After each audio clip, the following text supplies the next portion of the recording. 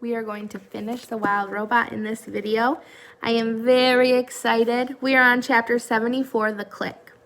4 robot hands were clamped around the rifle. Rico 1 loomed above. Roz lay below, camouflaged in seaweed. For a moment, all was still.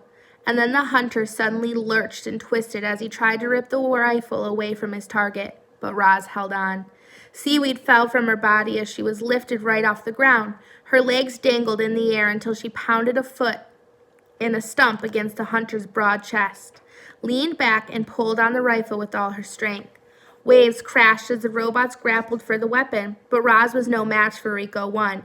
The hunter was too big and too brutal. Roz could feel her body being pulled apart, but she could also feel the rifle being pulled apart. A faint glow appeared between her hands. The glow grew brighter and brighter, and then a blinding explosion launched the robots in opposite directions. When the smoke cleared, shards of the rifle were everywhere. Rico 1's body was pocked with holes, and one arm was charred and crippled. Roz's arm and legs had been blown completely off. She was now just a torso and a head. Inside her computer brain, our robot's survival instincts were blaring. Her battered body simply could not take any more damage. Clearly, Roz was not designed for combat, but the Rico was. He pulled himself to his feet and hobbled toward his target. Roz wanted to get up and run away, but without arms and legs, our robot couldn't move. She could only speak. "Please do not deactivate me," she said.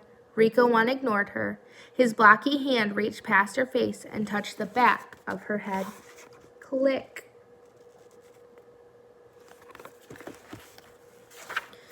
Chapter 75, The Last Rifle.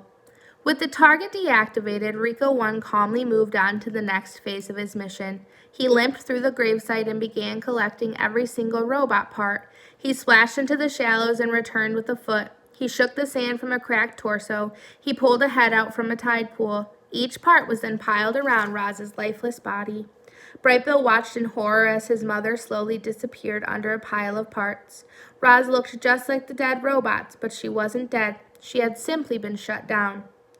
"Don't do it, Brightbill," the flock tried to stop their leader. "It's too dangerous." But the goose was determined to bring his poor mother back to life. Brightbill crouched low to the ground and slowly moved toward the pile of robots. And when Rico 1 limped away to collect another part, Brightbill sprinted over the rocks and pushed past arms and legs and squeezed into the pile.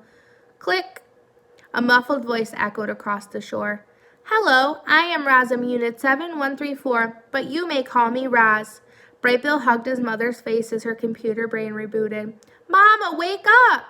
"What happened?" she said finally. "Where is the Rico?" "He's coming this way." "What were you thinking, Brightbill? You must leave now before he kills us both." "I was scared, Mama," cried the goose. "I didn't know what to do." Heavy footsteps stomped toward them. Robot parts were knocked aside, and then Rico 1 looked down with his glowing eyes. Brightbill tried to squirm away, but thick fingers locked around him like a cage. "Mama, help!" cried Brightbill as he was pulled up from the pile. "Please do not hurt my son," begged Roz. "He is harmless." Rico 1 paid no attention to Roz. He just held up the goose in his giant hand, ready to crush the life out of him. Mist swirled in the breeze. Waves sloshed against the rocks. Seagulls circled above. No, not seagulls, vultures. And one of them clutched something silver in his talons. The vulture spiraled down, and Rico 3's rifle clattered onto the shore. Geese and otters quickly surrounded the rifle.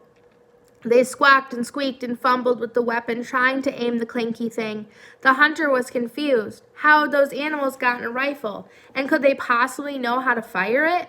They did know. The geese had seen a trigger press before. A beam of light briefly flashed through the gloom. At first it seemed as if nothing had happened, but a moment later Rico 1's chest began glowing a brilliant orange, and then it was melting and oozing down his foot, and soon there was a wide gaping hole in the middle of his torso.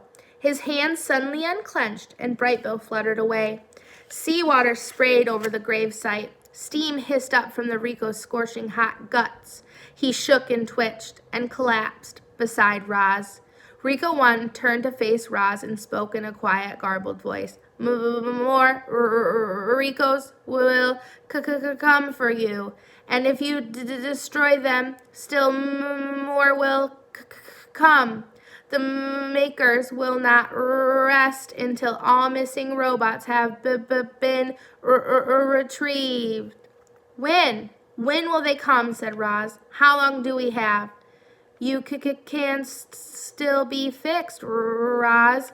Go to the airship, but bring all the robot parts with you.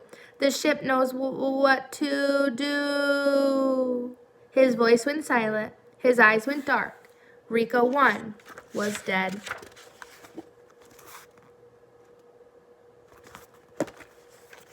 Chapter 76, The Broken Robot.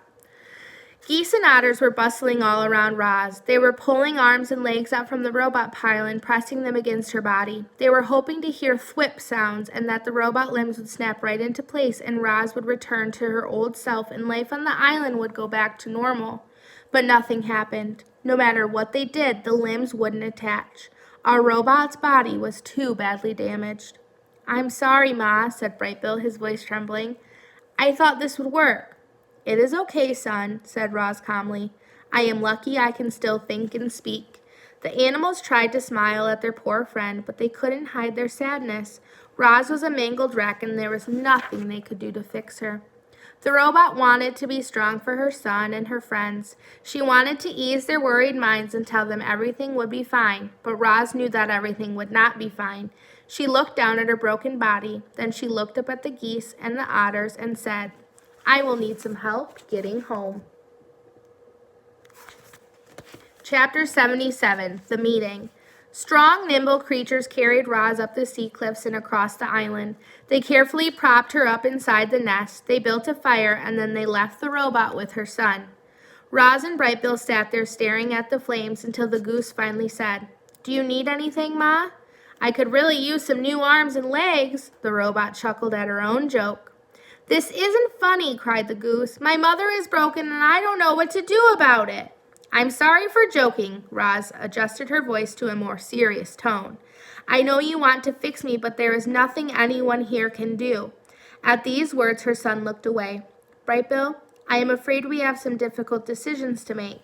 I think you should arrange a meeting of our closest friends. We could use their advice. The goose disappeared out the door, and soon Roz's oldest and wisest friend were on their way. Loudwing was the first to arrive. She limped into the lodge on her injured foot and sat close to her robot friend.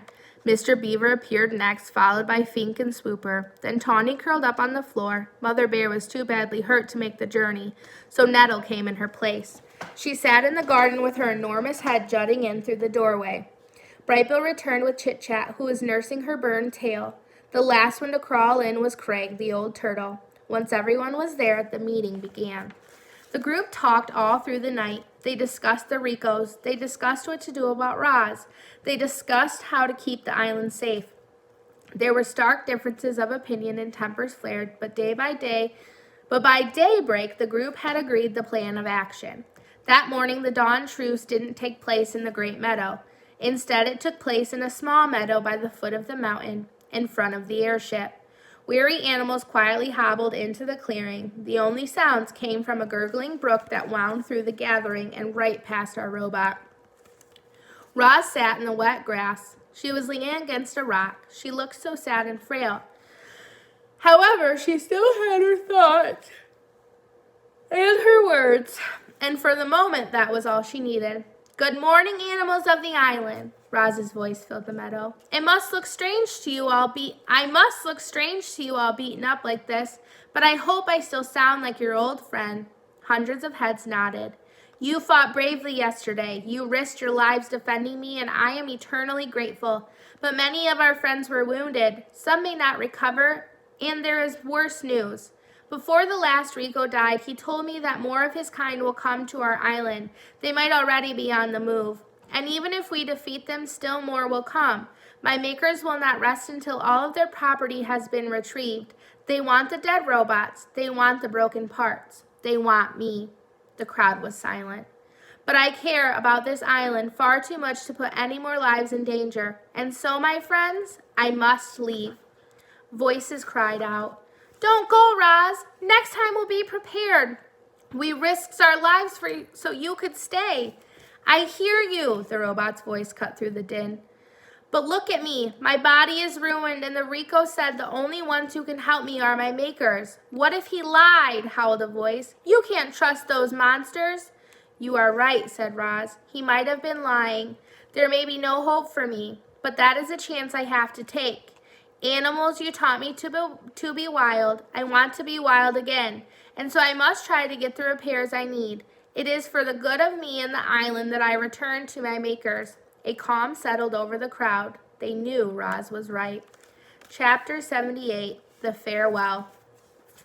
Our robot had an army of animals at her command, and she asked them to bring every robot part and rifle back to the airship. Absolutely everything had to go.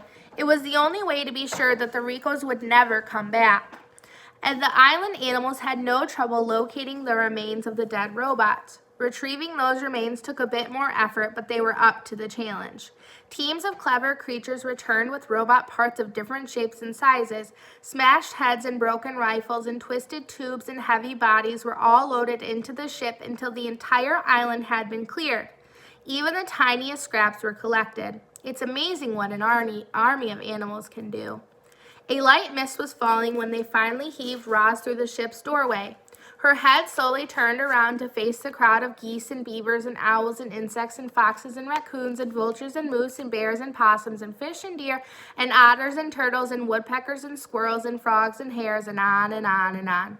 Every animal on the island had come to give the robot a proper send-off. Goodbye, you wild animals, Roz's voice echoed through the gray mist. The wild animals smiled, and then a few of them started to roar. Then more started to screech, and then more started howling and chirping and grunting. Soon every creature was howling goodbye to Roz.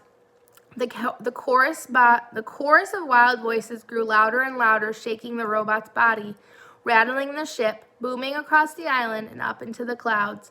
And then their voices gradually died down to silence. Brightbill fluttered up to his mother's shoulder. You understand why I must leave, said the robot. I understand, sniffled the goose. More Ricos could be headed here right now. I just do not know. There is so much I do not know. I think it is time I get some answers. Will I ever see you again? Said Brightbill, wiping his eyes. You are my son, and this is my home, said Roz. I will do everything in my power to return. Brightbill hugged his mother's worn face. I love you, Mama. I love you, son. The goose fluttered back to his flock. The robot took one last look at her home. The door closed. How do you think Brightbill's feeling right now?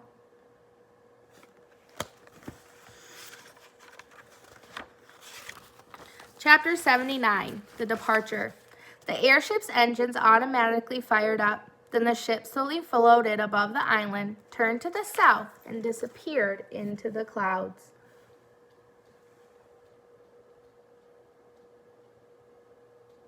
We have someone who wants to join the end of the story.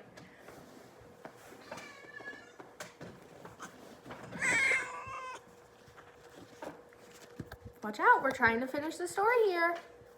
Chapter 80, The Sky. Our story ends in the sky where a robot was being whisked away from the only home she had ever known. As Roz sat in the airship, broken and alone and speeding toward a mysterious future, she looked back at her miraculous past. Reader, it must seem impossible that our robot could have changed so much. Maybe the Ricos were right. Maybe Roz really was defective, and some glitch in her programming had caused her to accidentally become a wild robot. Or maybe Roz was designed to think and learn and change. She had simply done those things better than anyone else could have imagined. However it happened, Roz felt lucky to have lived such an amazing life, and every moment had been recorded in her computer brain. Even her earliest memories were perfectly clear. She could still see the sun shining through the gash in her crate. She could still see the waves crashing against the shore. She could still smell the salt water and the pine trees.